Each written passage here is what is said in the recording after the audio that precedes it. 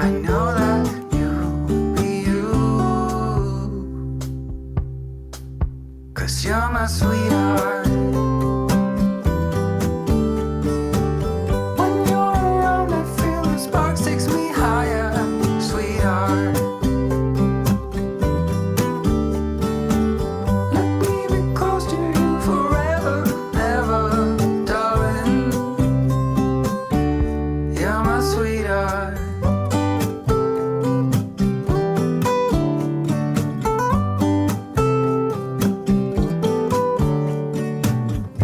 I will stay just to feel your heart pumping next to mine. Do you feel that I'm your missing part? That you're finally right? You got me out of this feverish dream. You are holding my hand. I have no clue, don't know what it means, but I know you'll understand. Raisa, Radio Indonesia Sehat. Healthy Lifestyle Radio.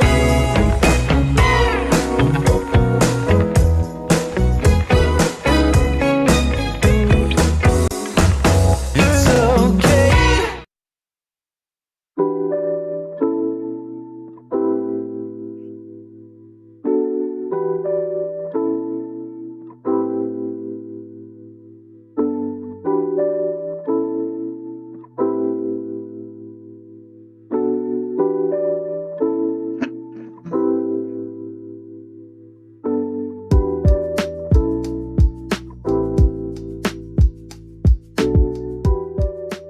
Assalamualaikum warahmatullahi wabarakatuh. Raisa, Radio Indonesia Sehat mendekatkan kamu segera ke rumah, Healthy Lifestyle Radio. Raisa Radio kembali hadir untuk Anda pagi hari ini. Untuk Sobat Sehat, selamat pagi semuanya. Baik Anda yang Sobat Sehat yang mendengarkan Raisa Radio melalui live aplikasi radio digital, baik melalui website kami di radioindonesiasehat.com, dan juga untuk Sobat Sehat yang pagi hari ini sudah mengklik link Zoom dari Raisa Radio. Pagi hari ini Sobat Sehat, untuk Anda yang lagi di jalan, lagi mendengarkan di jalan, Sobat Sehat hati-hati di jalan karena cukup macet ya, sudah mulai padat, semua aktivitas banyak yang sudah secara luring, dan hati-hati semoga sampai tujuan dengan selamat. Hari ini Sobat Sehat, senang sekali hari Selasa 19 Juli 2022 di pagi yang cerah ini, lalu kembali hadir untuk menyapa Anda semuanya Sobat Sehat, dan kita akan menyimak bincang-bincang santai yang menarik nih pagi hari ini. Bicara tentang pasca melahirkan ya Sobat Sehat, kelahiran anak itu merupakan sesuatu yang membahagiakan, mengharukan, perasaannya campur aduk. Namun ada fenomena yang unik nih, yaitu adalah baby blues syndrome, yaitu setelah perasaan-perasaan yang mungkin bisa dibilang sebaliknya dari pasca melahirkan itu tadi. Nah, pagi hari ini kita akan membahas tema yang menarik Sobat Sehat mengenai kita mengenal bagaimana baby blues syndrome pada ibu setelah melahirkan. Kira-kira perasaannya seperti apa sih ibu setelah melahirkan? Nah, kita akan menyimak, kita akan berbincang-bincang dengan narasumber kami yang luar biasa, dan telah kami hadirkan untuk Anda ada Dr. Budi Pratiti, spesialis kedokteran jiwa dari Departemen Kedokteran Jiwa FKKMK UGM atau Dr. Titi. Dan pagi hari ini seperti biasa Sobat Sehat, kami akan mengundang Anda untuk bisa bergabung melalui line WhatsApp kami di 0858 4886 8292 untuk bisa bergabung bersama dengan kami. Untuk Sobat Sehat yang di website juga boleh banget mengajukan pertanyaan, yang di Zoom juga dipersilakan raise hand saja. Dan sudah hadir pagi hari ini, saya sapa dulu, selamat pagi Dr. Titi. Halo, selamat pagi. Panggilannya siapa nih? Sobat Sehat. Saya bersama Mbak Galuh. Terima kasih Mbak Galuh undangannya.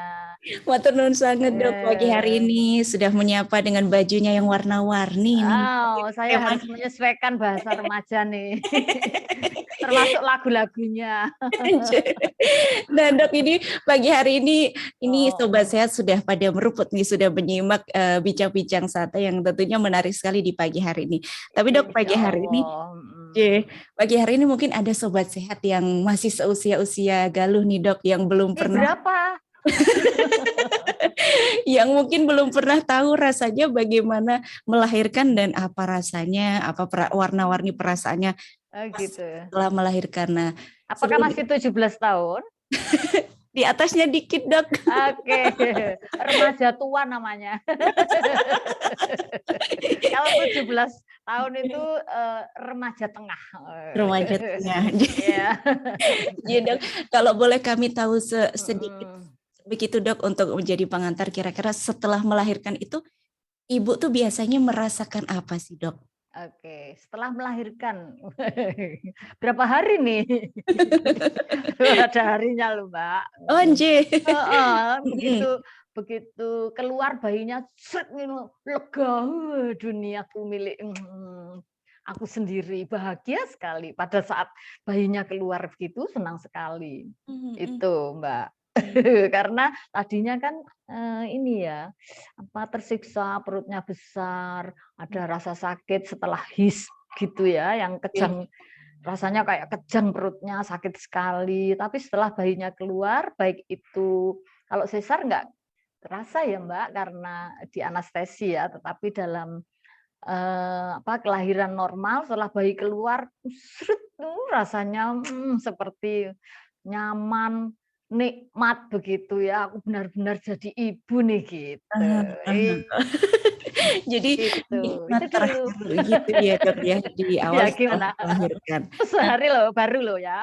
sehari ya dok ya. Jadi Oh, ternyata setiap hari itu perasaannya berganti-ganti begitu dok. Bisa begitu kah dok? kayaknya demikian kayaknya. Nah lalu dok, ini fenomena baby blues ini sudah mungkin banyak kita jumpai dan banyak topik-topik yang baru diangkat juga akhir-akhir ini. Sebetulnya baby blues ini seperti apa sih dok? Oh ya. Langsung ke sana ya.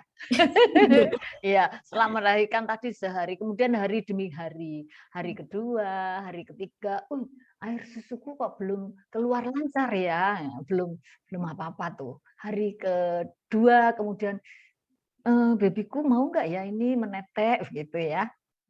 Terus sudah cemas, nggak banyak ini ngenyutnya nggak bisa nih. Kalau ngenyutnya banyak itu oke, gitu senang begitu ya. Kok sakit ya, kok gini ya rasanya. Tapi ada juga yang merasakan, nikmat ya, senang sekali babyku mengenyut puting susunya dengan sempurna begitu ya. Lalu perasaan-perasaan lain juga ada, tidak hanya di puting susu, tapi family-nya pada datang gitu ya. Terus ayahnya insya Allah menunggui di situ begitu. Kemudian kan tiap malam ada, tidak hanya ada, bayi itu kan nangis setiap malam, tidurnya kurang, jadi ibunya juga tidurnya kurang. Yang biasanya tidurnya itu nyenyak, tidur terus, tapi pada kehamilan tua itu saya kira tidurnya juga sama ya, berkurang. Nah itulah kumpulan-kumpulan dari itu terjadi perasaan yang nano-nano tadi. Tetapi bahagia juga melihat babynya. Merawat bayi juga tidak mudah itu, ya kan? Pagi hari harus pagi memandikan, mengelus-elus. Terus bayi itu kan rentan sekali perawatannya. Kita harus lembut, kita harus pelan-pelan, hati-hati, begitu ya, karena kulitnya masih tipis, masih harus hati-hati. Belum lagi kalau nangis nanti bingung, kok enggak diem-diem gitu. Moga-moga enggak demikian ya. Kemudian, nah setelah itu 1 hari, 2 hari, sampai 1 minggu mulai muncul nih cemas. Iya, kecemasan. Kok kayak gini ya rasanya yang, tapi tidak semua ibu kok seperti itu, tapi hampir semua begitu. Kalau tidak kuat, kemudian beberapa ibu itu cemasnya itu terkumpul banyak sekali. Nah, ini berpengaruh juga pada hormon kehamilan dan juga hormon pasca melahirkan, juga dengan keluarnya air susu itu kan juga berhubungan dengan hormon yang dihubungkan dengan hormon-hormon perasaan, yaitu neurotransmitter yang ada di otak ya, karena tadi kan dipacu oleh perasaan-perasaan yang bermacam-macam ya. Nah, disitulah 1 minggu sampai 2 minggu itu ini sudah mulai muncul perasaan-perasaan yang disebut tadi baby blues tadi gitu loh Mbak ya. Baik dok. Atau Nur atas penjelasannya, berarti ini baby gambaran perasaan yang nano-nano tadi ya dok ya. Nano ya istilahnya, karena banyak nana Nanti nano tak terangin nanti. Nggih, Dok. Dok, apakah dari Apa yang itu? nggih, Dok, apakah dari yang dokter jelaskan tadi artinya bahwa itu adalah sesuatu yang pertama kali itu menantang atau mungkin mengejutkan, atau itu bisa disebut dengan masa adaptasi juga, Dok, untuk ibu pertama kali, Dok, atau bagaimana? Saya kira tidak hanya untuk ibu pertama kali. Maksudnya anak pertama begitu ya Mbak Galuh ya. Wah. Iya, bisa juga kok muncul pada ibu setelah melahirkan misalnya anak kedua, anak ketiga, karena beliau itu sudah mengalami kerentanan. Sebentar Mbak. Oh iya. Sebentar ya. Oh enggak, Dok, tidak apa-apa. Nanti. Heeh. Ya. Sorry lo keganggu. Tadi sampai mana, Mbak? Tidak apa-apa, Dok. Oh iya gini. Tidak hanya terdapat pada ibu yang masih punya satu anak atau ibu pertama kali primigravida, tidak, bisa juga pada ibu yang sudah pernah melahirkan anak kedua, anak ketiga, karena sebelumnya itu sudah memang perasaannya itu rentan, dan mental health-nya rentan gitu. Maksudnya begitu. Jadi meskipun itu anak kedua ya sama, bisa muncul baby blues itu begitu. Karena memang rasanya sama, meskipun sudah mempunyai pengalaman, setelah anak ini lahir dia kan harus merawat tuh. Kan nggak seperti rutinitas biasanya. Iya, jadi harus merawat, halus, nggak bisa masak, terus anaknya yang satu nangis misalnya. Nah, sama. Jadi ini pertanyaan yang kedua dari Mbak Galuh saya jawab itu sama. Tidak hanya pada primigravida yang berdasarkan, wah saya nggak cari data ini Mbak, tapi saya pengalaman klinis ini ya Mbak ya, empiris.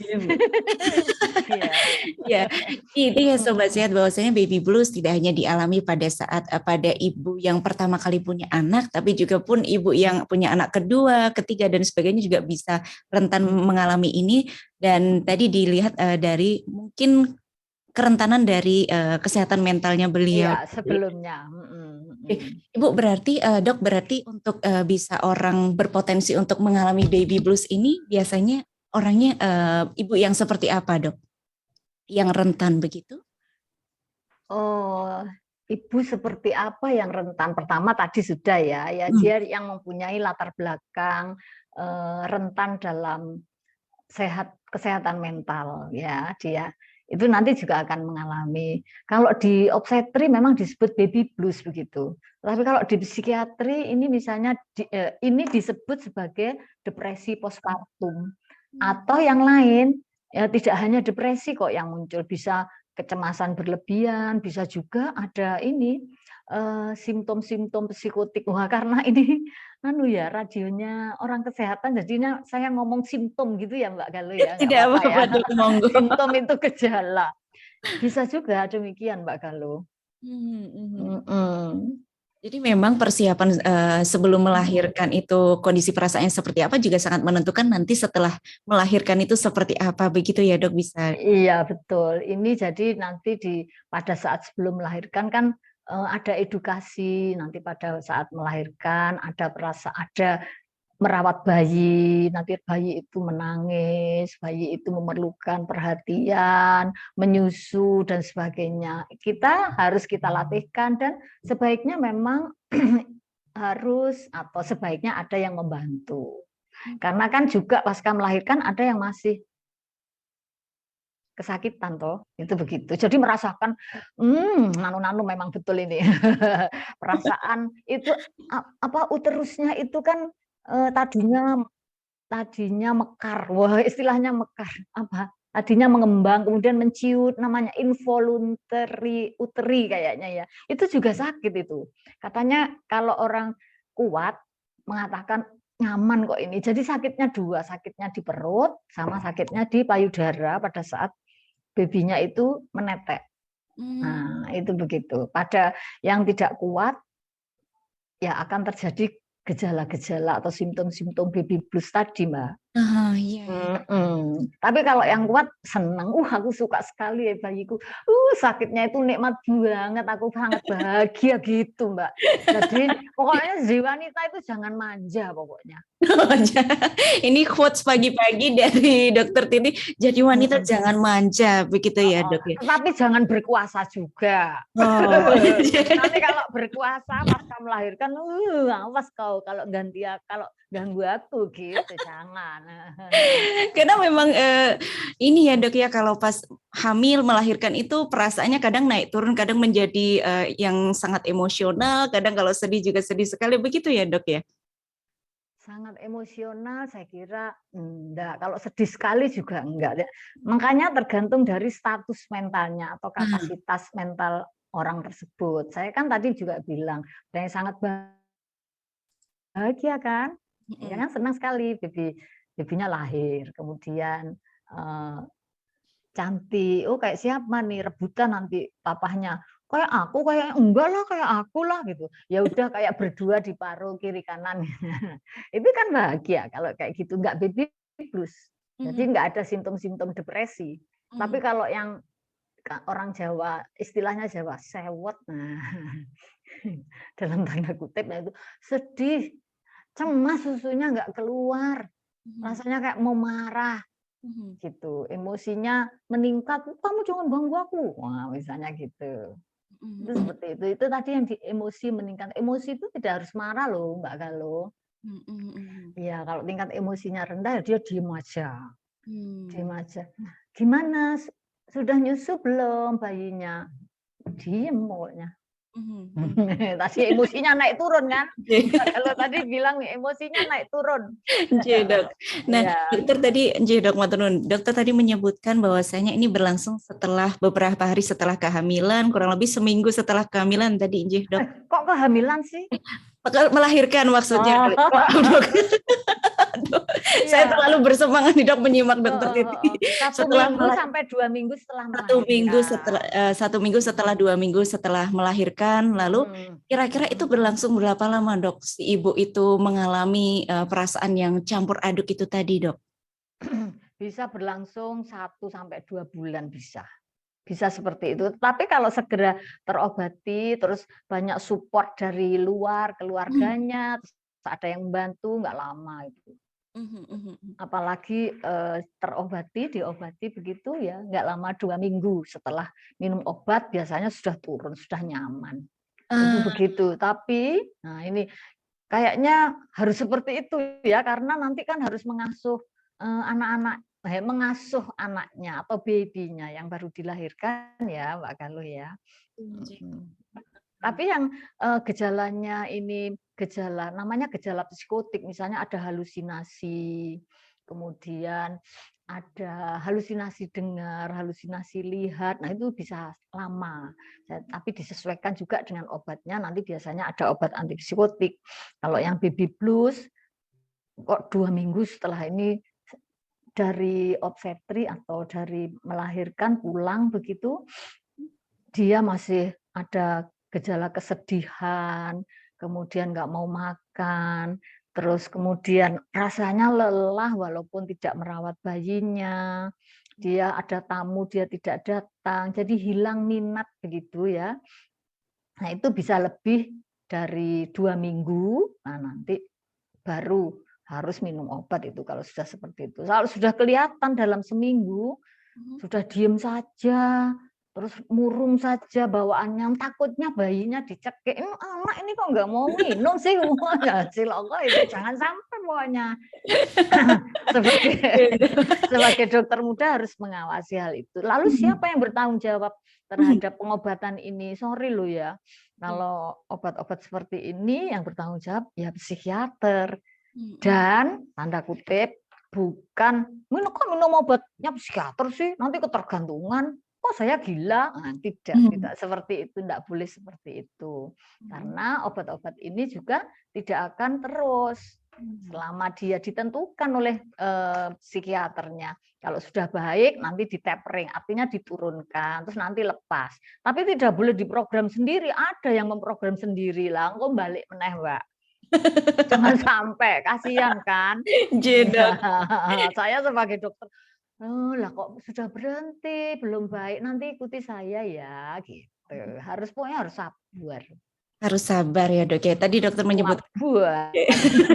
tidak hanya sabar tapi swabuar begitu. Artinya sabarnya harus Oh. angkat-angkat begitu ya, Dok ya. Berarti artinya ini Betul. kalau segera ditangani, segera langsung konsultasi begitu menemui simptom-simptom atau gejala-gejala itu akan lebih cepat. Tapi kalau tidak segera disadari itu akan berlangsung lama begitu ya, Dok ya. Saya membayangkan juga, Dok, meskipun saya belum menjadi ibu ya, Dok, saya membayangkan kalau misalkan kita harus mengurus anak tapi diri kita belum sembuh, belum selesai, bagaimana nasib si anak itu tadi gitu ya, Dok ya. Iya, betul. Jadi memang si ibu ini harus segera sembuh dan sehat dulu untuk bisa memberikan yang terbaik untuk anaknya. Begitu, Dok. Iya, betul. Selama mengalami baby blues harus ada yang membantu, baik itu merawat bayi, kemudian pada saat menetek itu juga harus disodorkan gitu, dibantu, bayinya dipegangin gitu ya. Itu harus dibantu itu, Mbak. Dan pada saat itu juga setelah melahirkan itu orang yang ada di sekitar rumah atau kalau dia masih di rumah sakit itu juga harus tahu tanda-tanda atau simptom baby blues itu juga bisa muncul 2-3 hari setelah melahirkan. Kalau di rumah sakit itu bisa muncul juga. Nah itu tanda-tandanya tadi ini nggak diem aja, orangnya diem aja atau marah-marah begitu. Kemudian nggak mau menetei bayinya. Dia kalau memandang bayinya hanya metenteng begitu saja dipandang terus begitu. Nah itu sudah harus warning itu para perawat, para dokter, terus yang ada di rumah sakit harus warning juga ya. Itu demikian Mbak Galuh. Jadi tidak hanya harus disadari. Nanti Mbak Galuh jadi dokter toh ini. Saya kebetulan bukan dari dokter, Dok. Oh gitu. Dok, saya jadi agak penasaran nih. Tadi perasaan-perasaan itu bisa muncul ketika mungkin menyusui dan tidak keluar itu ada rasa bersalah. Tapi apakah perasaan itu bisa muncul karena kalau misalkan melahirkan nih, Dok, itu banyak orang yang menjenguk. Lalu mendengarkan suara-suara dari kanan kiri mungkin yang menjenguk langsung bertanya, gimana asinya? Istilah Jawanya banter apa enggak? Terus kok bayinya kecil, kok ini apakah itu bisa dari itu, Dok? Oh gitu ya, Mbak? Ya, gitu enggak, Dok? Itu perasaan itu bisa muncul dari suara-suara sekitar itu enggak, Dok? Iya, maksudnya ada namanya kalau di kedokteran itu ada stresor psikososial dari eksternal atau dari luar ya. Oh, bayimu kok ireng, kok ora kaya kowe. Asinya udah keluar belum? Ini anak berapa? Kok lama sih kamu punya anak? Sudah 9 tahun baru anak 1. Oh, macam-macam deh pokoknya suaranya ya. Bisa muncul dari sana. Terus nanti aku nggak mau deh dijenguk, kalau ada orang yang menjenguk aku di kamar aja. Gitu misalnya. Misalnya demikian. Bisa Mbak Galuh, bisa muncul demikian. Kalau misalnya dia tadinya tidak apa-apa nih, tidak punya bakat kalau bahasa Jawanya itu ya, tidak ada genetik untuk sakit atau gangguan perasaan. Saya mau bilang gangguan mental nggak tega Mbak, tapi memang bukan gangguan mental yang sebenarnya toh, karena hormonal saja. Bisa Mbak karena itu.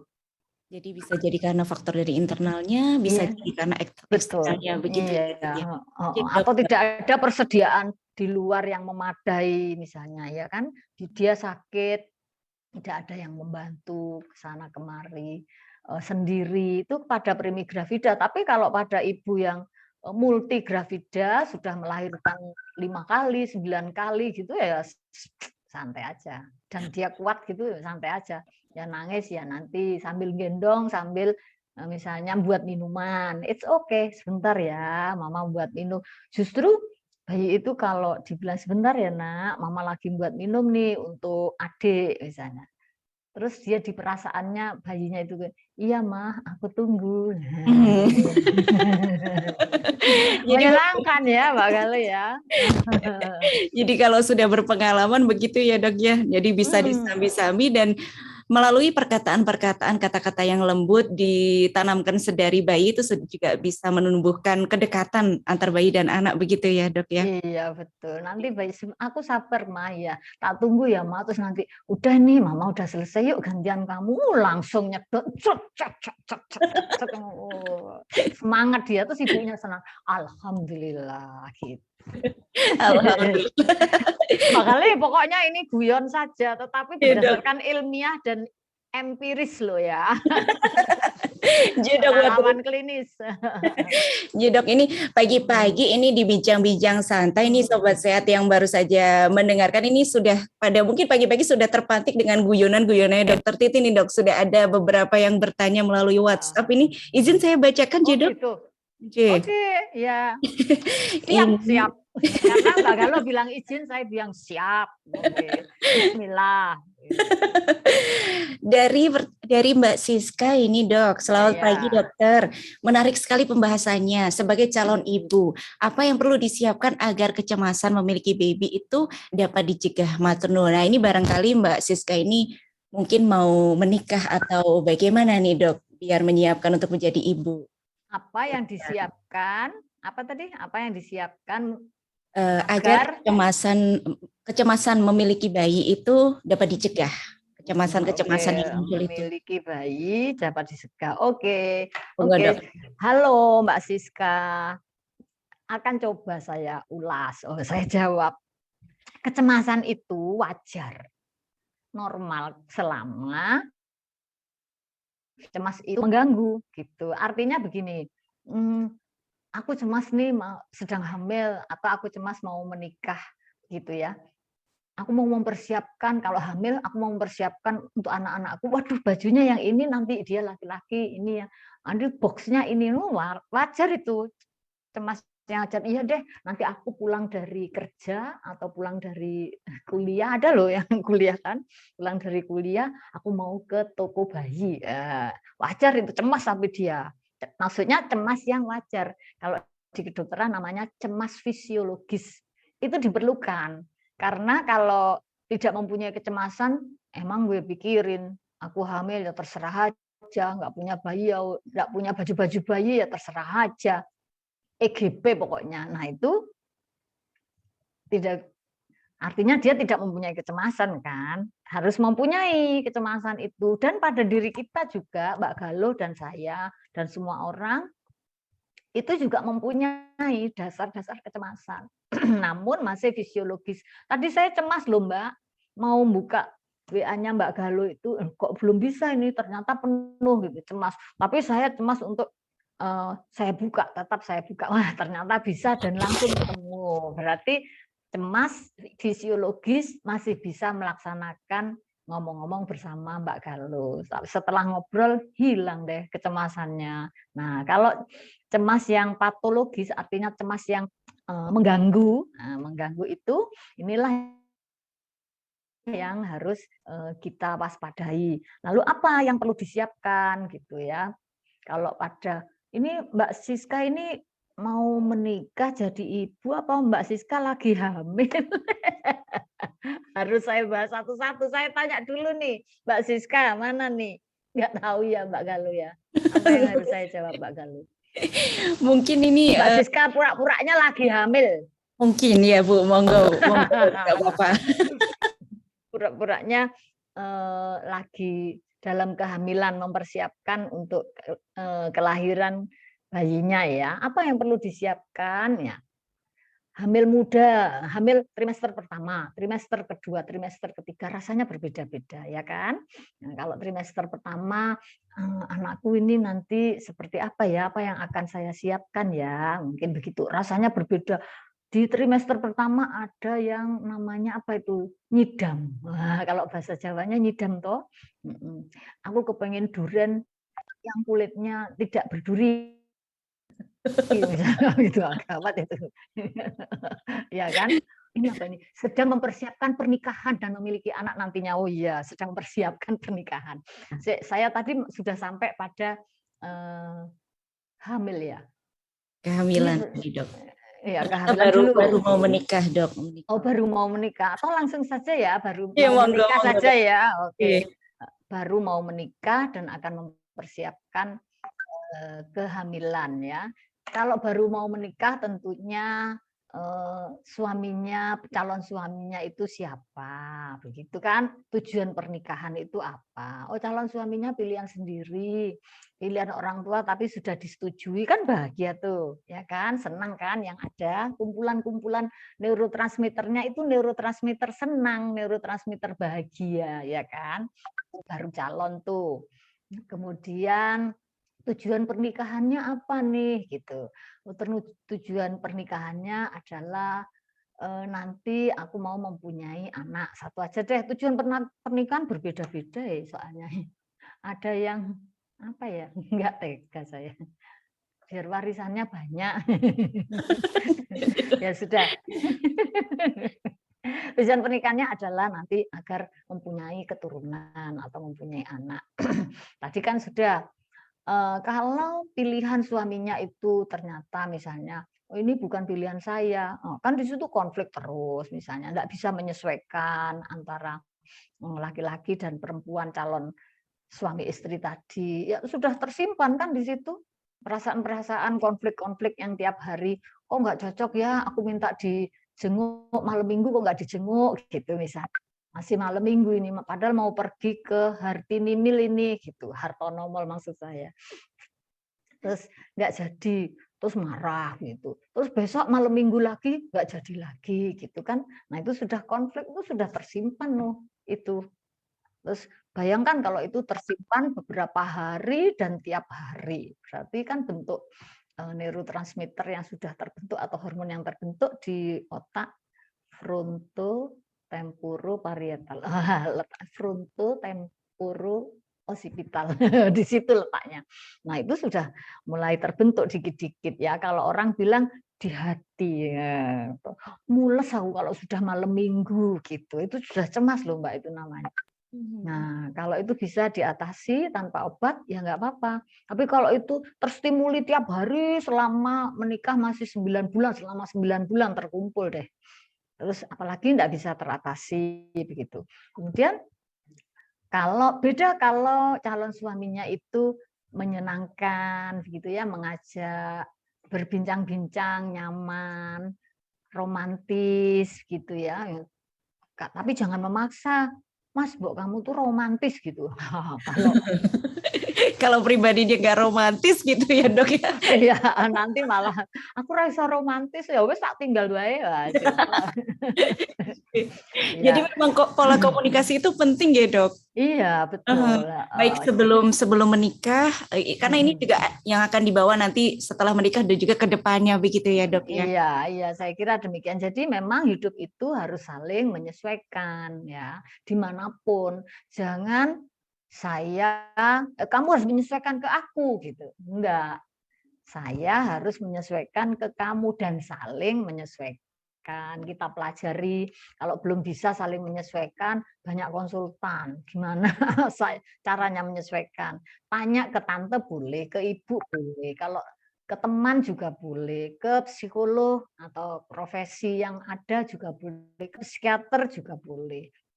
Bagaimana nih? Saya kok ada konflik cara misalnya memilih baju sama calon suami nih gitu. Bertengkar terus nggak jadi-jadi, ada tuh kemarin tuh mau menikah, cara memilih baju pengantin dan apa itu background untuk menikah, konflik terus 3 wulan ora dadi-dadi. Akhirnya yang menentukan dokternya. Sudah pilih yang ini ya Mbak gitu. Pilih yang ini toh nanti duduknya juga nyaman, ini juga ada bunganya, kursinya empuk, nanti orang lain tidak memandang kok kursinya kurang apanya sedikit gitu, enggak. Orang lain kok cantik ya. Nah, itu harus disupport itu. Itu harus terbentuk dulu. Itu sebelum menikah. Ya kan? Jadi terbentuk perasaan-perasaan yang nyaman dulu. Nah, itu begitu. Lalu setelah itu apa? Persiapan Jadi dok, mungkin persiapannya ini sobat saya sudah menunggu juga untuk persiapannya Oke. setelah ini apa. Tapi dok, kita mohon izin jeda Iya. dulu sejenak biar lebih fresh lagi. Monggo dokter Titi bisa Oke. ngunjuk-ngunjuk dulu. Satu lagu akan menemani kita sobat saya. Oke, Jadi ya. selamat Iya. bergabung kembali. Siap. Ya. Sobat Sehat, kita masih akan ngobrol-ngobrol dengan Dokter Titi mengenai baby blues dan bagaimana baby blues ini mengatasinya seperti apa dan sebagainya. Tentu kami tetap mengundang Anda untuk bisa bergabung bersama kami baik di radio, di website maupun di Zoom meeting. Setelah satu lagu ini tetap di Raisa Radio Indonesia Sehat.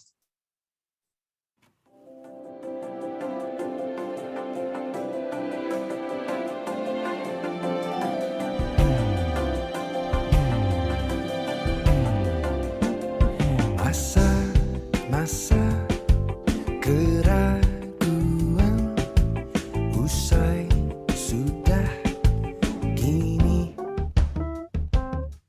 masa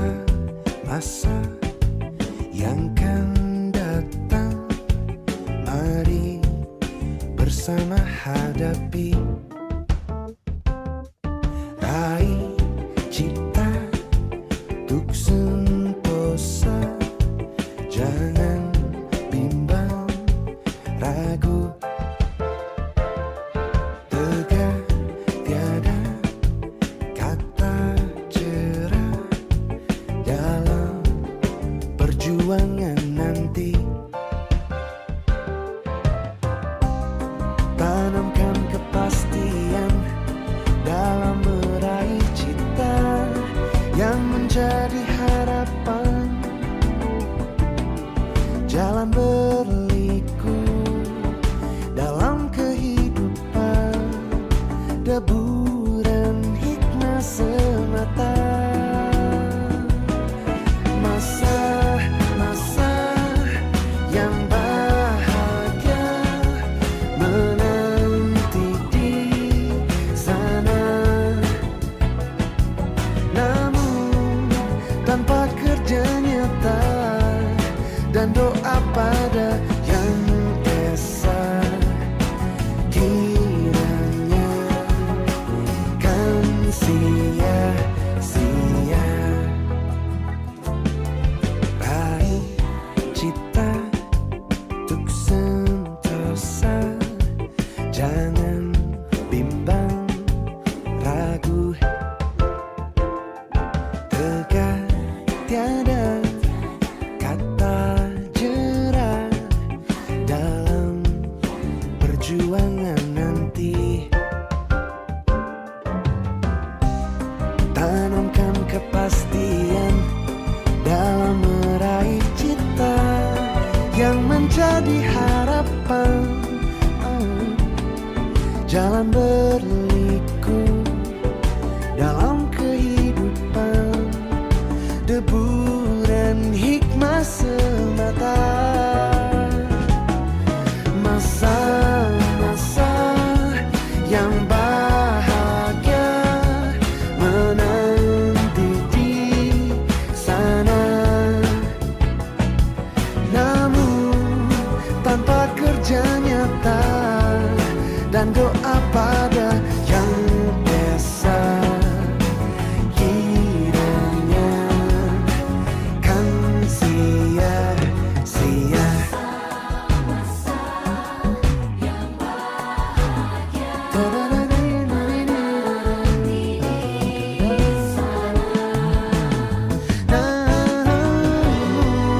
Tanpa kerja nyata dan doa pada yang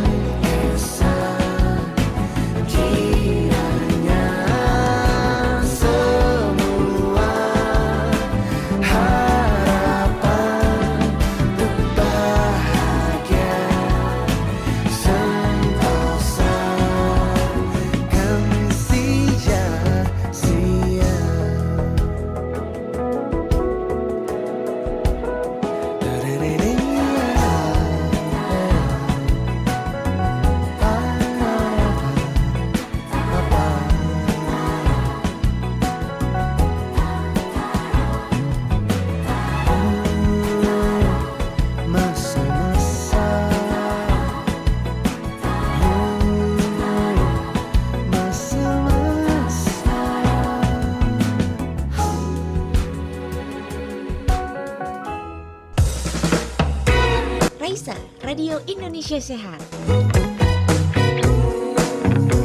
Healthy Lifestyle Radio.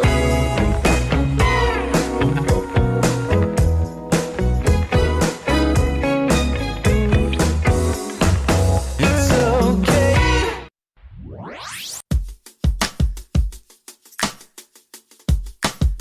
Informasi seputar kampus hanya di sini, di Seputar Kampus Kita. Seputar kampus kita.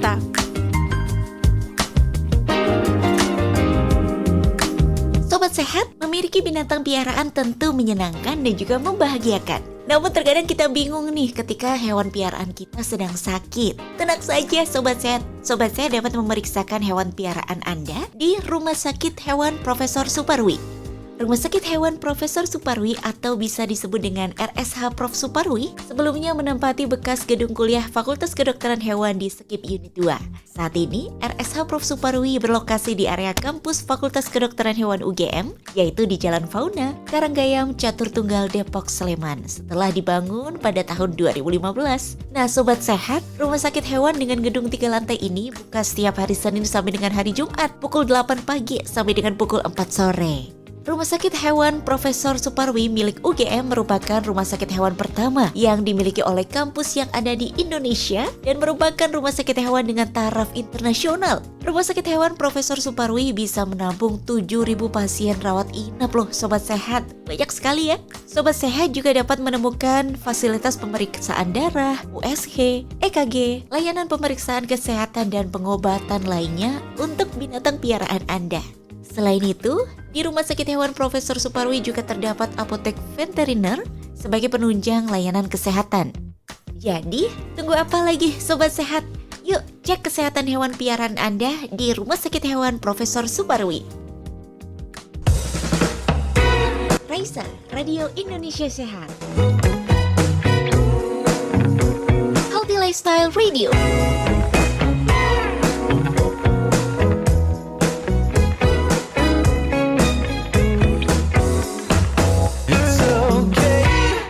Baik Sobat Sehat, Anda masih di Raisa, Radio Indonesia Sehat, Healthy Lifestyle Radio. Kami ucapkan selamat bergabung untuk Sobat Sehat yang baru saja mengklik aplikasi radio digitalnya dan baru saja menyimak acara kami. Dan Anda sedang berada di program acara Bincang-Bincang Santai. Dan topik pagi hari ini mengenai dengan mengenal baby blues syndrome pada ibu setelah melahirkan. Masih kita tadi sudah ngobrol-ngobrol banyak dengan Dr. Budi Pratiti, spesialis kedokteran jiwa dari Departemen Kedokteran Jiwa FKKMK UGM. Dan tentu untuk Sobat Sehat yang sudah penasaran, Anda masih kami buka kesempatannya untuk bisa line WhatsApp ke kami di 0858 8065 5970. Baik, saya akan sapa lagi Dr. Titi, masihkah di sana Dok?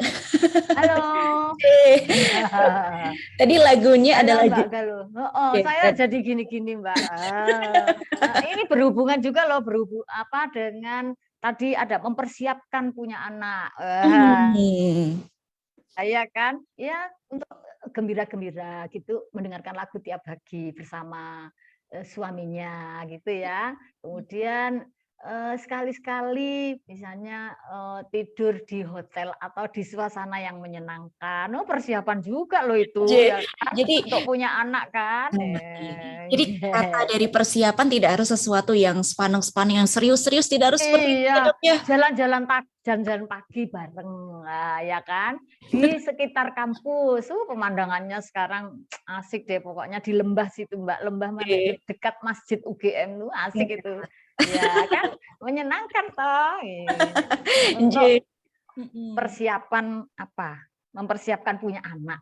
Kan bahagia terus tuh hatinya. Nanti pasca melahirkan juga bahagia.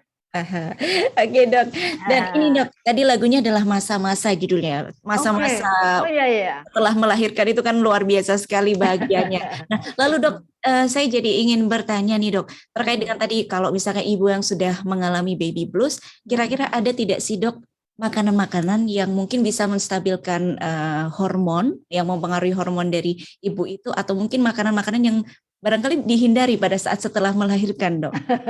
Oh iya toh, wah, nanti saya tak konsultasi gizi deh. Kelihatannya makanan-makanan yang pasca melahirkan ya, yang ditanyakan Mbak Galuh. karena ibu pasca melahirkan ini tentunya memerlukan ASI yang banyak supaya ASINya banyak keluar. Yang saya tahu, waduh berdasarkan ilmu apa enggak ya?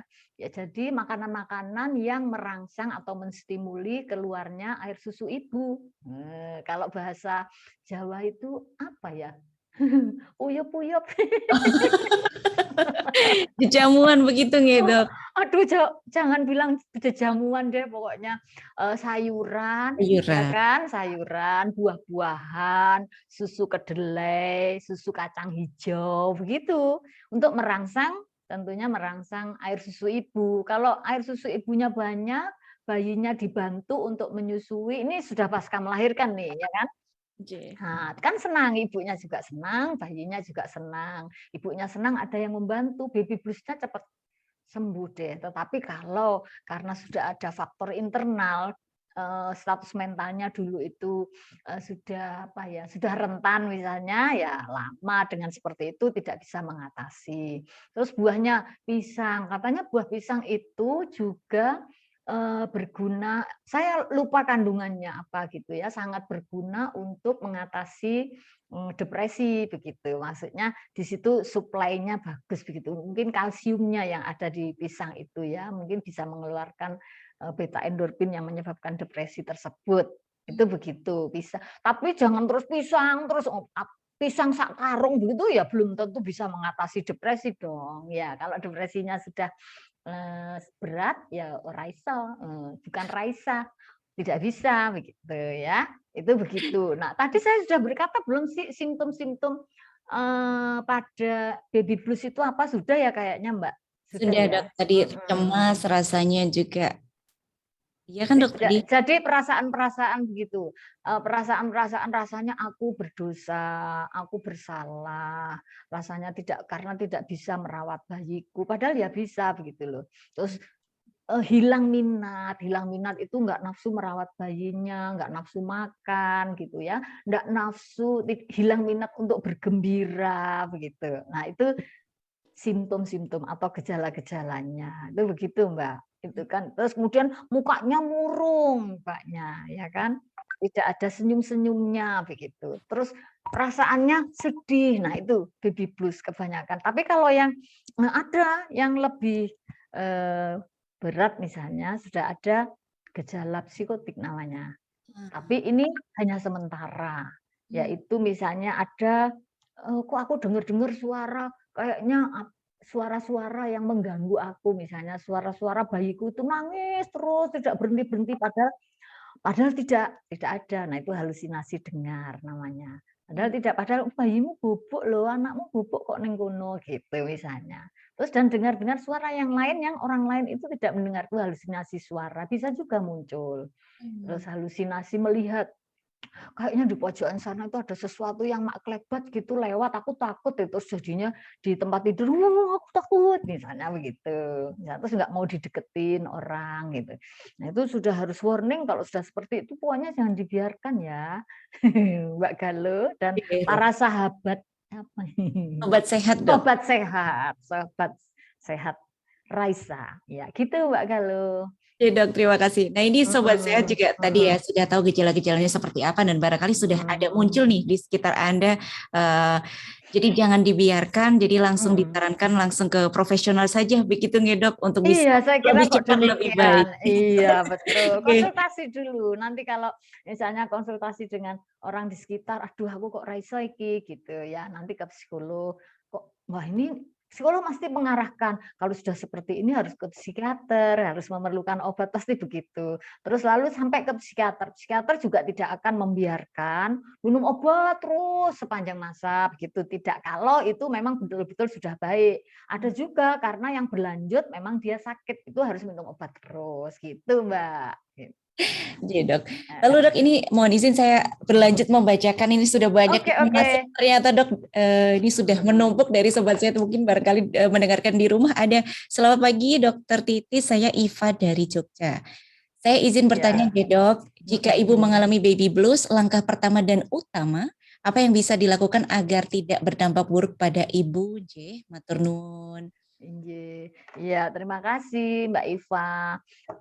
Kan ini ibunya sudah mengalami baby blues ya ini ya. Oke, Dok, sampun. Ya, langkah utama dan pertama, baby bluesnya jangan diteruskan, harus segera teratasi. Ya, tentunya begitu, ya kan? Kalau sedang baby blues, merawat bayi atau merawat diri sendiri itu kurang sempurna, mungkin kurang sempurna. Kalau masih ringan ya bisa saja merawat bayinya, merawat dirinya sendiri bisa. Lingkungan harus aware, harus perhatian terhadap ibu ini, yang ibu sedang baby blues ini. Yang dilakukan, wah ini kayaknya anakku, istriku lagi baby blues deh. Kemarin ada itu datang, dokter, pinter banget itu bapaknya. Diantar, pokoknya suami istri sudah menyadari, dokter ini istri saya, gitu. Merasa ada orang-orang yang datang itu ngerasani saya, ngerasani dia. Terus kemudian ada suara-suara yang mengancam begitu. Dokter ini kayaknya karena pasca melahirkan ya dok. Waduh pinter banget ini.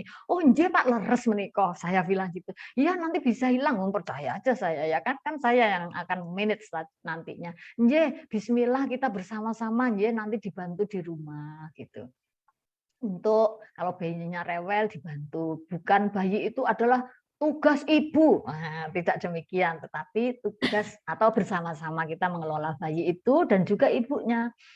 Terus ibunya yang pasca melahirkan itu juga bercerita demikian, pinter kan berarti mungkin sudah mendengarkan Raisa sebelumnya atau dari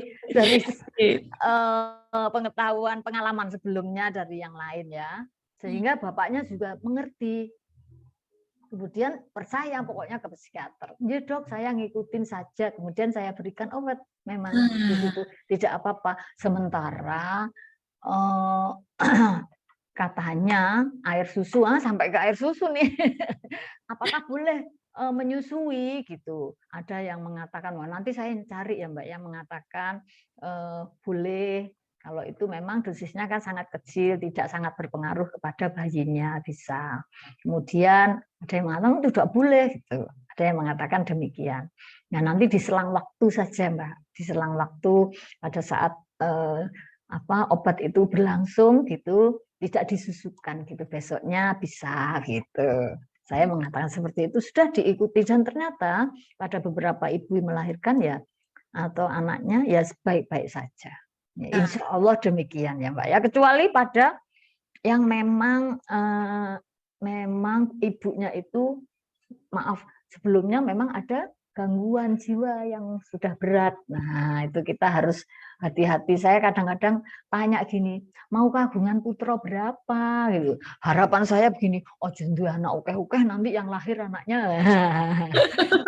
Aduh kasihan nanti karena tidak bisa merawat, tidak bisa mengasuh putranya kan kasihan ya, belum tentu sih anaknya menjadi gangguan jiwa, enggak seperti itu. Sebaiknya demikian begitu Mbak. Ya dok, terima kasih semoga iya, dari Mbak Iva ini ya, segera jadi, diatasi ya. segera diatasi dan juga literasi adalah kunci juga ya dok ya, tadi bahwasanya tidak hanya dipikul oleh ibu saja tapi suami juga. Nah ini juga menarik juga, ini pertanyaan dari selanjutnya ini dok, masih ada kaitannya juga ini dari sisi suaminya nih dok. Sugeng enjing dok, saya Danar Aji. Pak Danar Aji, selamat pagi. Sebagai suami atau orang terdekat dengan ibu yang sedang baby blues, apa yang bisa kami lakukan? Nggih, matur nuwun. Nah, menikah dari sisi suaminya dok ini. Dari Pak Danar. Ya, halo Pak Danar Aji. Ya, dari sisi suaminya apa? Saya tadi juga sudah mengatakan, jangan dibiarkan bahwa meskipun ibunya itu tidak baby blues, bapaknya itu juga ikut membantu karena ibu pasca melahirkan itu punya beban merawat bayinya, apalagi nanti beban masak untuk anak-anak yang lain, nyapu-nyapu dan sebagainya boleh, tetapi perlu dibantu agar fokus dalam perawatan bayinya atau mengasuh bayinya sehingga dia bahagia, bisa menimang-nimang. Terus bayinya itu ya, bayi itu belum bisa bicara tetapi dia punya sense of perasaan dari ibunya, punya nervous strength, waduh, punya hubungan perasaan dengan ibunya. Ibunya senang, bayinya senang, dalam perkembangan perkembangan fisik dan mentalnya juga akan baik. Yang disiapkan adalah dari Pak Danar Aji membantu istri gitu. Yang sedang baby blues atau tidak baby blues, walaupun tidak baby blues juga membantu, apalagi yang sedang baby blues memahami. Misalnya kalau ada perasaan, Mas iki kok aku kayak wong ning kono kayak kok ngrasani aku terus. Pelan-pelan ora, kuwi ora ngrasani kok kuwi ngomong dhewe. Ora, ya enggak usah dibantah, jangan terus bertengkar, jangan ya. Difahami dan jangan sakit hati sang suami itu. Lah hormonalnya istri lagi memuncak ya kan sedang pengobatan gitu. Jadi difahami dulu, diterima dulu, oh istriku lagi pasca melahirkan nih, baby blues nih namanya. Terus bawa tas, bahkan kemarin tuh dibawain loh. Sini deh aku yang bawa tasnya. Wah, menyenangkan sekali. Kalau lihat seperti itu seneng ya, Dok. Oh iya, terus bayinya digendong oleh ibunya. Oh, seneng banget. Udah dek, kamu jalan ke sana dulu, ini mobilnya disiapkan dulu. Pokoknya jadi putri raja, ibunya tadi. Tapi sang putri raja tadi juga tidak merasa loh Mbak, kalau sudah dibantu ke sana oleh suaminya, oleh ibunya, bayinya juga dibantu, enggak. Mungkin aku memang harus dibantu gitu karena bebanku itu berat gitu. Gitu Pak Danar, Pak Haji, semoga memuaskan. Nanti bisa konsultasi selanjutnya. Terima kasih banyak Dok, Pak Danar Aji Sami-sami. semoga terjawab. Ini mungkin menjadi pertanyaan terakhir ini Dok dari Bu Irma.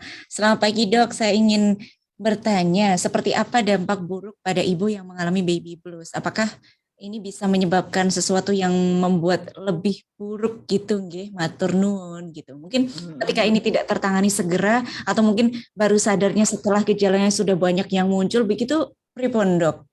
Oh gitu. Apa ya dampaknya kalau baby blues itu berlangsung terus begitu ya? Yang biasanya yang pertama kali adalah ASI-nya tidak keluar. Nah, dampak itu toh. Tapi sekarang banyak donor ASI nggak apa-apa. Ya kan? Nah, bisa, wah ini harus kolostrum, harus dapat ASI nih, padahal ASI-nya nggak keluar. Terus gimana bisa mencari ASI yang lain? Kayaknya itu nanti di bidang obstetri deh, nggak apa-apa. Atau di bidang perinatal, nah, bisa itu mencari. Ada kok yang seperti itu juga. Akhirnya, dong, ini dapat donor ASI. Donor ASI-nya itu juga sudah dari institusi yang meyakinkan bahwa ini adalah sehat, ASI yang sehat bisa diberikan begitu, dan ibu itu juga tidak tahu bahwa ini air susu dari siapa, tidak mengerti. Maksudnya karena yang mengambil memang eyangnya. Ini pokoknya dari institusi tertentu yang ditentukan bahwa ASI-nya ini sehat. Nanti kalau dari ibu siapa begitu, nanti menimbulkan konflik baru lagi. Yang penting anak ini tadi dampaknya kan nggak keluar ASI tuh. Ada asupan ASI juga. ASI itu air susu ibu. Dan juga saya kira ya, ada susu formula. Ya, nantinya ditentukan, ini bukan saya yang menentukan, nanti ahlinya dari anak dan dari obstetri. Oh ini susu tambahan susu formula gitu. Yang pertama itu dampaknya, karena ibunya kan minimal untuk mengasuh, ya kan ada kesedihan, perasaan macam-macam dari baby blues itu. Terus dampak kedua adalah dia kurang bisa mengasuh bayinya kan, nggak bisa menimang dengan kasih sayang, dengan kelembutan dan sebagainya, karena memang susu nira keluar atau dia sibuk dengan dirinya sendiri dengan berkecamuk dengan perasaannya yang tidak nyaman. Nah, ini harus dibantu. Terserah yang membantu siapa. Babysitter juga boleh. Pilih babysitter yang dapat mengasuh bayi dengan baik sesuai dengan usia perkembangannya. Misalnya kalau usia 1 bulan, mungkin belum diberi mainan cicik-cicik, malah rewel, ya kan? Kalau usia 1 bulan itu belum perlu mendengarkan mainan icik-icik dengan suara keras, kok nggak tertawa ya? Ini, wah itu cilokol. Harus sesuai dengan, oh ini 1 bulan perlu ditimang-timang, bubuk, dielus-elus gitu. Boleh boleh babysitter, pengasuh, atau boleh ibunya, boleh neneknya, tapi neneknya yang sudah nggak kuat, sudah sepuh ya jangan, kasihan ya, nanti malah gimana, kasihan nanti ada 2 yang berkelainan, yang sengsara. Neneknya, wah aku ngerawat putuku. Nggak kuat sikilku wis lara sakit gitu misalnya. Tanganku iki wis kaku, ya jangan dipilih. Jadi kita disitulah yang harus dipersiapkan tadi dari pertanyaan yang sebelumnya. Terus setelah tadi ibunya, ASINya, terus bayinya, ya selanjutnya kesehatan ibu yang utama, ya itu yang harus dampaknya. Kalau selanjutnya ibunya masih baby blues terus dan akhirnya muncul psikotik, ya nanti mengasuh anak selanjutnya harus ada yang membantu, bukan ibunya. Jadi harus ada yang lain yang membantu sesuai dengan perkembangan anak. Pengasuhannya sesuai dengan perkembangan anaknya. Ngaten, Mbak. Siapa tadi yang Mbak Irma, Bu Irma, Mbak Galuh gitu ya. Semoga menjawab Bu Irma. Barangkali ini tadi juga ketika konsultasi lalu tadi Dokter Titi menyebutkan ada mainan-mainan yang cocoknya disodorkan di usia berapa gitu juga nanti akan bisa bertanya gitu ya Dokter terkait dengan kedepannya pengasuhannya seperti apa gitu. Jadi jangan ragu nih untuk ketika ada saudara yang butuhkan gitu langsung disarankan saja ke profesional. Mungkin Dok ini sudah masih banyak yang bertanya tapi mohon maaf ya Sobat Sehat karena waktunya sudah tidak terasa, sudah 1 jam ini sudah berlalu, sudah banyak yang kita dapatkan hari ini. Barangkali mungkin closing statement dari Dokter Titi untuk Sobat Sehat semuanya. Semoga Dok. Oke, apa closing statement-nya? Closing statement-nya adalah persiapan pernikahan dan persiapan mempunyai anak. Jadi harus dipersiapkan pada saat pernikahan. Mau menikah, siapa pilihannya, bagaimana, itu syarat-syaratnya nggak usah terlalu banyak. Yang penting dua-duanya bisa menyesuaikan dan bisa insya Allah romantis ya. Kemudian kehamilan. Kehamilan trimester pertama, trimester kedua, trimester ketiga harus diperhatikan. Karena misalnya trimester ketiga nih, hamilnya udah besar nih, kan sudah berat nih. Nah itu harus juga dibantu perasaannya, tidak hanya dibantu secara fisik tapi perasaannya juga sama dan bukan dimanjakan tetapi kita harus saling menyesuaikan, menyesuaikan ya dalam segala kebutuhan perasaan dan kebutuhan yang ada di situ. Kemudian setelah melahirkan perhatikan untuk pengasuhan anak atau baby sesuai dengan usia perkembangannya. Bagaimana anak umur 1 bulan, 3 bulan, umur 6 bulan, umur 1 tahun harus diapain. Nah, itu yang harus diperhatikan. Mainannya apa begitu ya. Jangan kalau ada yang nyumbang mainan jangan ditolak loh Mbak Halo. Jadi misalnya mainan cicik-cicik jangan ditolak, nanti bisa untuk usia sekian. Mainan balok disusun-susun terima kasih, besok bisa untuk usia 1 tahun gitu. Saya kira demikian. Jadi kita harus mempersiapkan baik suami, istri atau calon suami, calon istri dan lingkungannya agar tidak terjadi insya Allah tidak ada baby blues dan babynya diterima dengan bahagia dan senang. Amin. Gitu. Jadi bahagia semuanya. Baik, terima kasih banyak Dokter Titi sudah memberikan ilmunya pada kita semua hari ini ya Sobat Sehat. Semoga Dokter Titi diberikan kesehatan dan salam untuk keluarga ya Dok. Terima kasih banyak sudah Amin, sama-sama ya. Untuk Sobat Sehat juga ya, semoga sehat. Amin. Dan itu tadi ya Sobat Sehat, semoga bisa memperluas wawasan kita dan ternyata persiapan tidak hanya pada saat hamil saja, bahkan jauh-jauh hari, bahkan dari memilih pasangan pun juga itu bagian dari sebuah persiapan. Dan jangan ragu untuk bisa berkonsultasi ke profesional untuk bisa mendapatkan informasi yang lebih valid gitu ya dan lebih bisa membuat diri kita lebih tenang. Terima kasih banyak atas kebersamaannya Sobat Sehat semuanya yang di radio, yang di website ramai banget hari ini. Terima kasih banyak. Dan untuk Sobat Sehat yang ketinggalan, atau mungkin mohon maaf nih untuk Sobat Sehat yang sudah bertanya tapi belum terjawab, Anda jangan bosan-bosan untuk bisa mengikuti Raisa Radio, dan rekaman pada pagi hari ini bisa Anda nikmati kembali di Spotify dalam bentuk podcast di Radio Indonesia Sehat. Terima kasih banyak atas kebersamaan Anda, Dr. Titi. Terima kasih banyak. Saya mohon pamit undur diri. Mohon maaf apabila ada kesalahan pada saat acara berlangsung. Matur nuwun sangat, Dokter. Sama-sama, saya juga demikian. Terima kasih atas undangannya. Semoga Raisa tetap jaya dan sehat. Oke, assalamualaikum. Waalaikumsalam. Salam sehat, sobat sehat semuanya. Sedang apa dia? Hatiku kini bertanya-tanya. Pernahkah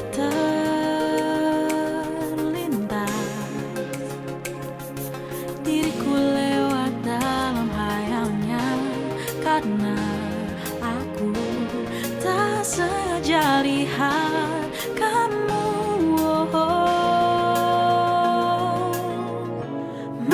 Membuatku tersenyum, membayangkan kisah kita berdua yang dulu pernah ada.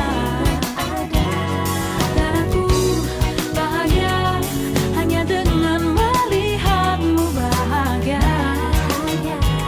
walau bukan aku yang ada di sana.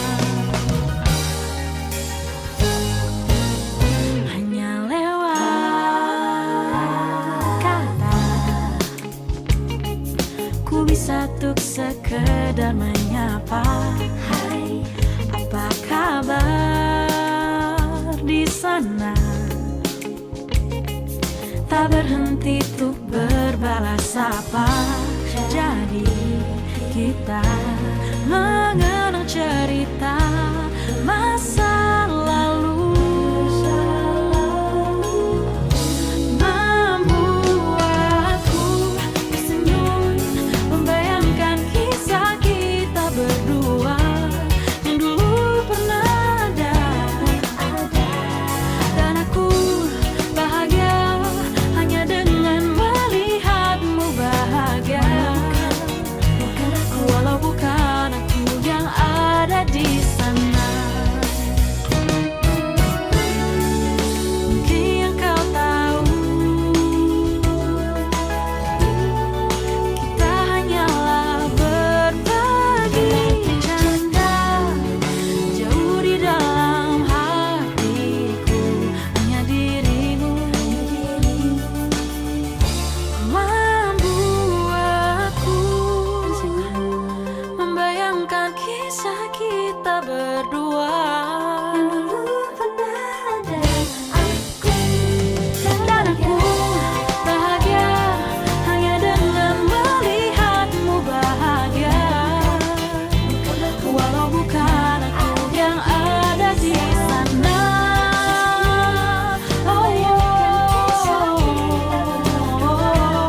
Dulu pernah ada. Dan aku bahagia hanya dengan melihatmu bahagia, walau bukan aku, walau bukan aku, walau bukan aku yang ada di sana. Bahagia walau bukan aku, melihatmu bahagia.